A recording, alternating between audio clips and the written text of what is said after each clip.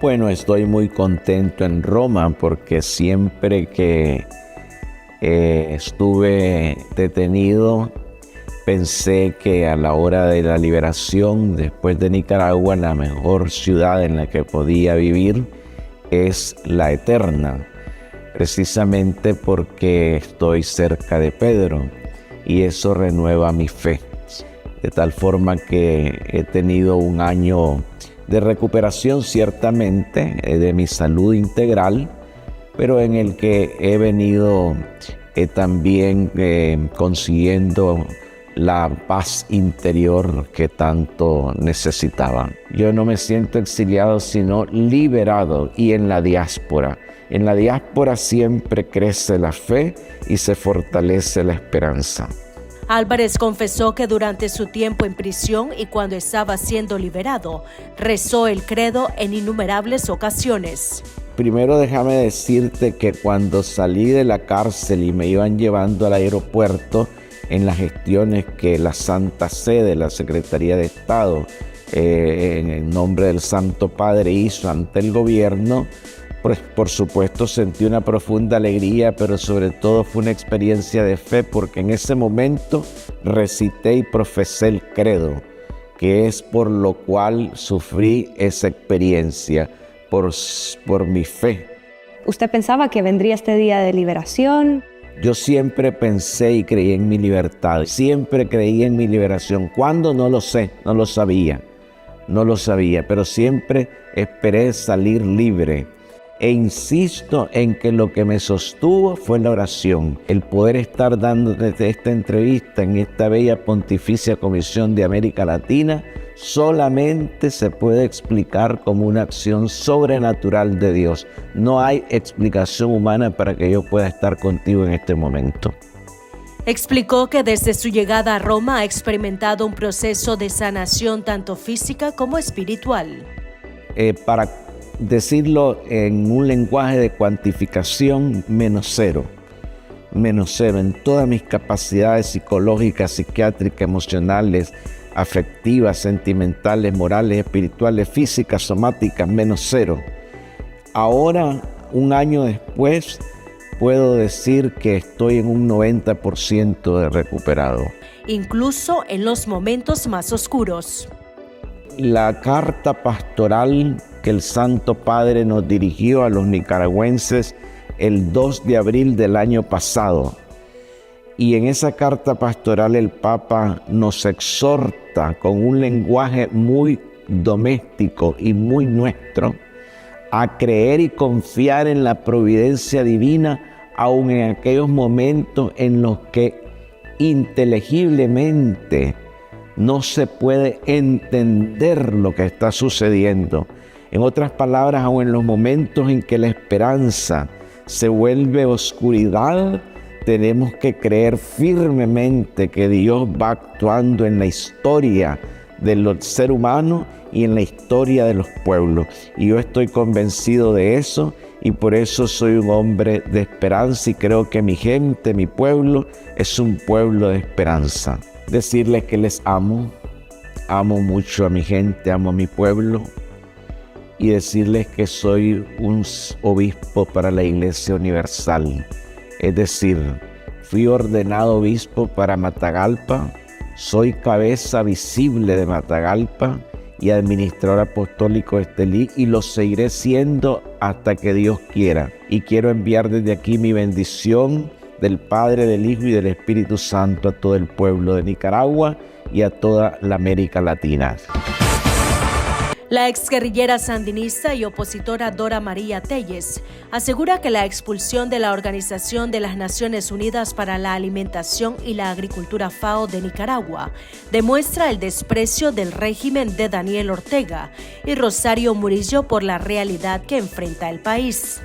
El informe de la FAO reveló que el 19.6% de la población nicaragüense sufre desnutrición, cifras comparables con las de Haití y Honduras. Según Telles, la dictadura reaccionó con enojo al ser expuesta internacionalmente y en lugar de abordar el problema, optó por cerrar la oficina del organismo en el país. Pero la FAO era un programa de Naciones Unidas que contribuía a que hubiese dinero en Nicaragua y contribuía a que hubiese cooperación en Nicaragua para apoyar a campesinos y para apoyar a comunidades a salir de la condición de desnutrición en que estaban. Porque al régimen no le importa.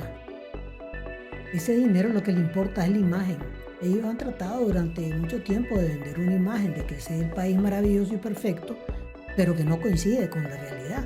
Ahí está el dato de desnutrición y ese dato de desnutrición del 19.6% hizo que corrieran a la FAO del país. Sostiene que a Ortega Murillo no les importa lo que suceda con los nicaragüenses, sino vender la imagen de un país maravilloso. Es decir, los Ortega siguen siendo candil de la calle y oscuridad de la casa. ¿Le importa a los Ortega Murillo que haya desnutrición? No les importa. ¿Les importa que se destruya las montañas y que se limite las condiciones para obtener agua en Nicaragua? No les importa. ¿Les importa que los comerciantes nicaragüenses tengan ahora peores condiciones de competencia frente a los comerciantes chinos que están blindados? No les importa. ¿Les importa que pueda perderse el Tratado de Libre Comercio? Pareciera que no les importa. Si les importara, los Ortega Murillo, en lugar de estar montando esa dictadura de dos cabezas inconstitucional, deberían estar abriendo camino para una transición democrática en Nicaragua.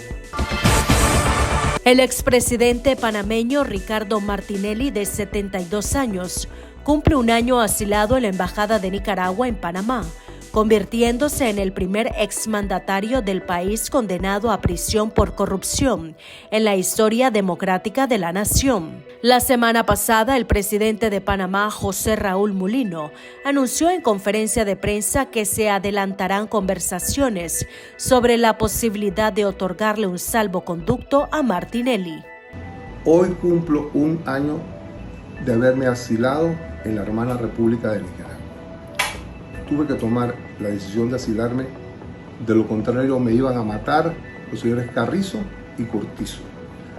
Lamento sinceramente no haberle podido servir al pueblo panameño, pero tenemos hoy un buen presidente, José Raúl Mulino, a quien le pido a todos lo apoyemos en esta muy difícil situación en la cual se encuentra el país. Pero a la misma vez yo me encuentro en una peor situación. Necesito que la Corte Suprema de Justicia falle mi caso, que lo tiene engavetado. Yo necesito que se haga justicia porque una justicia tardía no es justicia. Por favor, fallen mi caso, no demoren más. Y le pido a todos los panameños que tengamos fe y esperanza en Panamá, que mejores días vienen para todos los panameños.